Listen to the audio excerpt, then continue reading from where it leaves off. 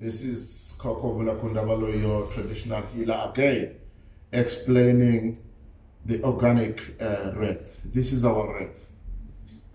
We make circles on these leaves and some certain trees, branches. Now, this is used to make request or connect with your ancestors when you are actually making request.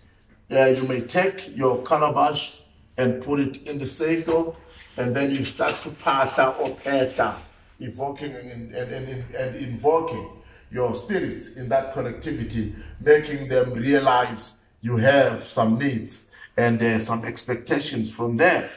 In other ways, you can take your candle, like here I'm having the family union, when family have got a problem and they're not coming together, having family divisions, you want your family to unite. You put your candle in the circle of the wreath, you light it, and then you can sprinkle some certain powders that we provide here at Kokovula, and then you make requests that your family comes up together again. So the wreath doesn't actually end there.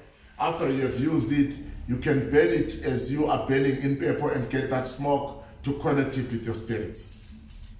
That's the wreath.